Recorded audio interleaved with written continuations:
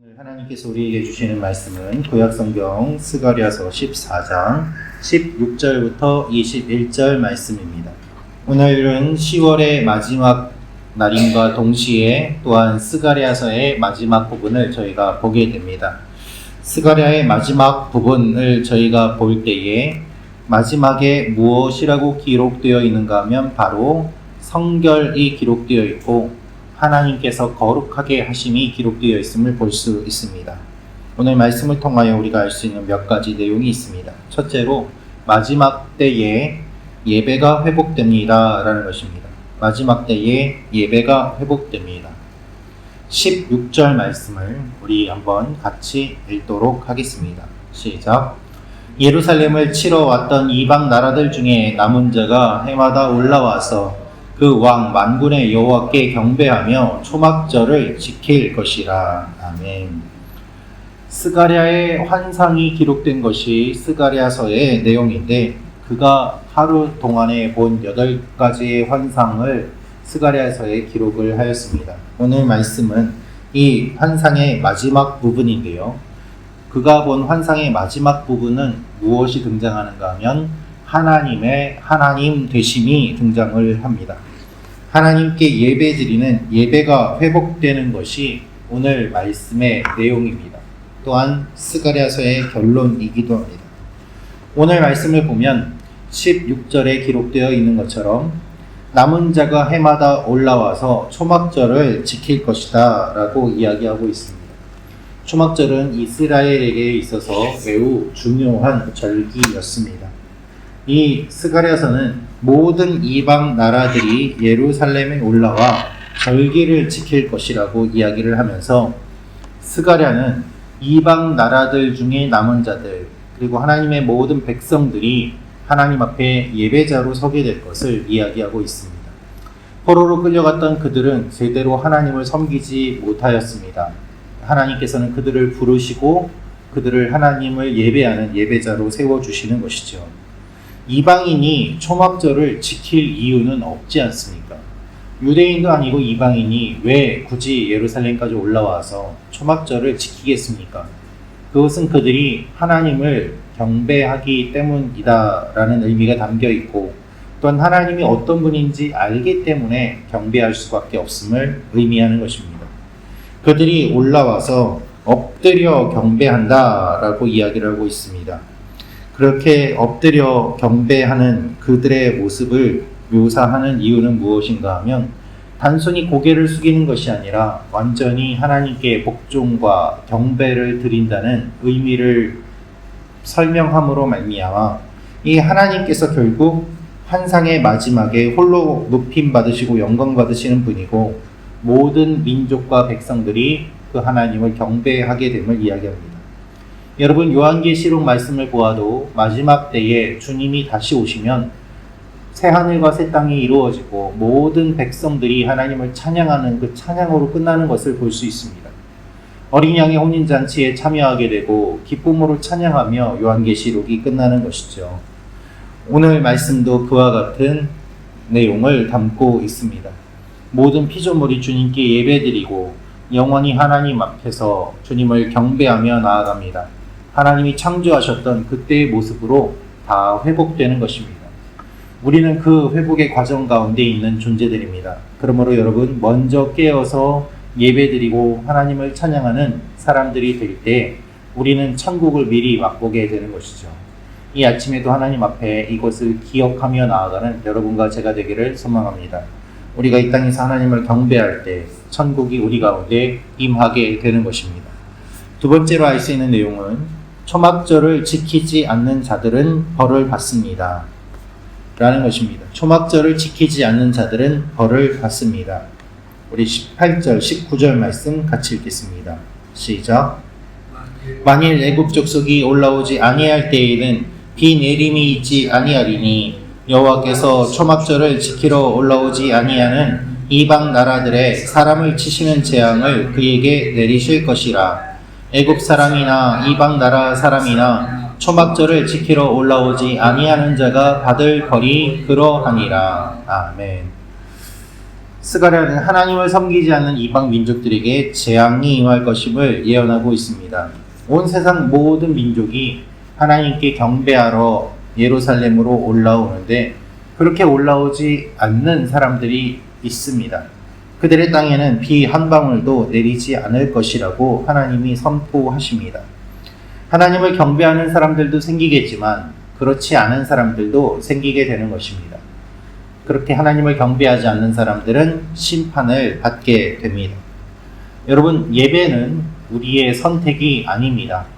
내가 드리고 싶어서 드리고 드리기 싫다고 드리지 않는 것이 예배가 아니라 하나님의 하나님 되심을 제대로 인정하지 아니하면 벌을 받게 되고 하나님의 재앙이 임하게 됨을 우리는 기억해야만 합니다. 그런데 이것은 하나님께서 말씀하시는 영적인 원리입니다.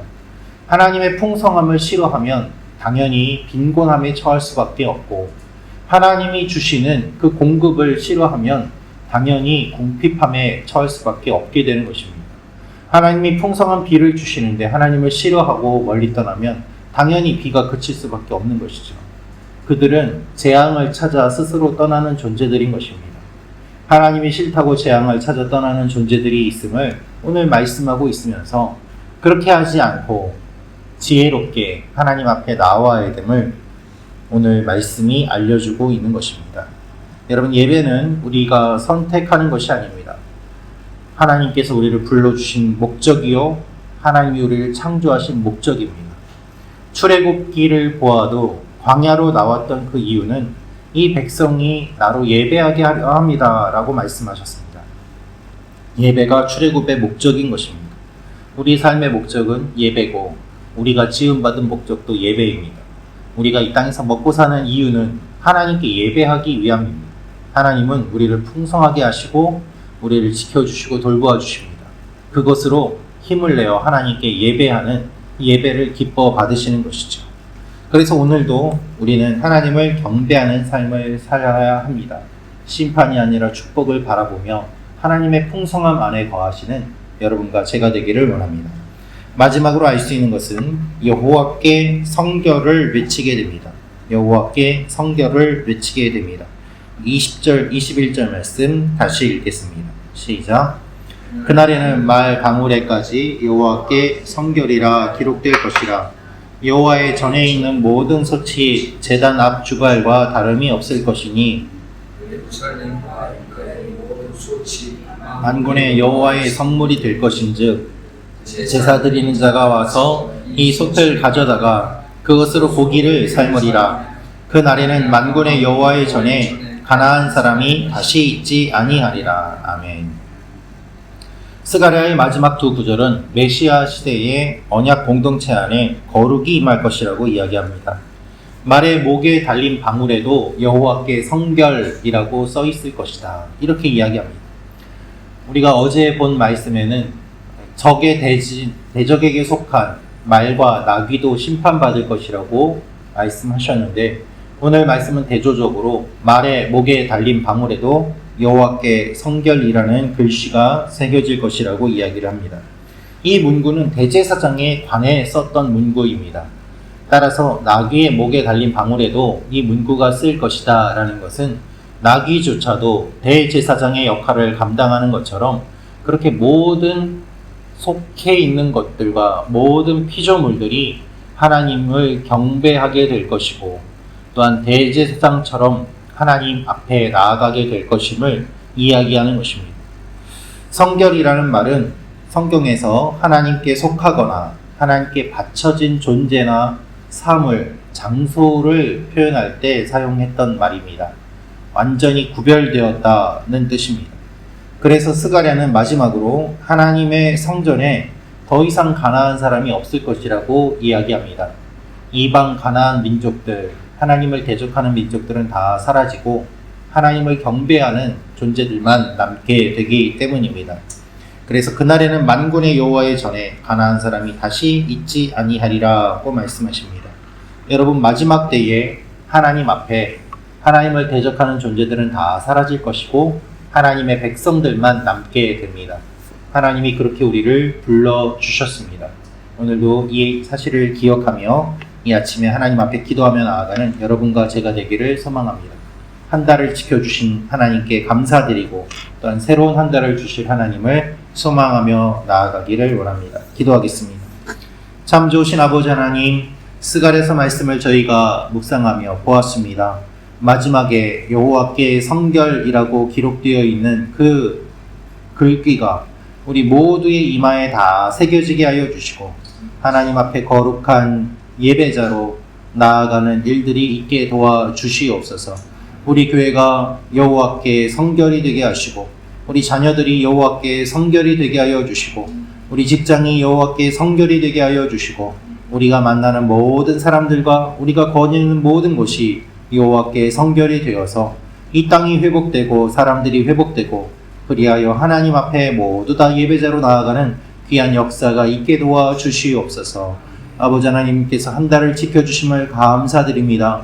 또한 새로운 한 달을 맞이하면서 저희가 기도로 예배로 말씀으로 준비하게 도와주시고 특별히 아버지 하나님, 내일은 전교인 특별 새벽 기도회가 있습니다. 우리 어른부터 다음 세대에 이르기까지 함께 모여 예배하는 예배자로 나아가는 우리 교회가 되게 도와주시고 기도가 끊이지 않는 우리 교회 되게 도와주시옵소서. 오늘 하루도 하나님께서 원근 각지에 있는 우리 교회 성도들 지켜주시고 함께하여 주시고 붙잡아 주시고 하나님 앞에 가나안 민족이 다 사라진 것처럼 우리 가운데 모든 부정한 것들이 다 사라지고 하나님께서 기뻐하시는 것들만 남는 오늘 하루 되게 도와주시옵소서. 감사드리며 예수님의 이름으로 기도합니다. 아멘.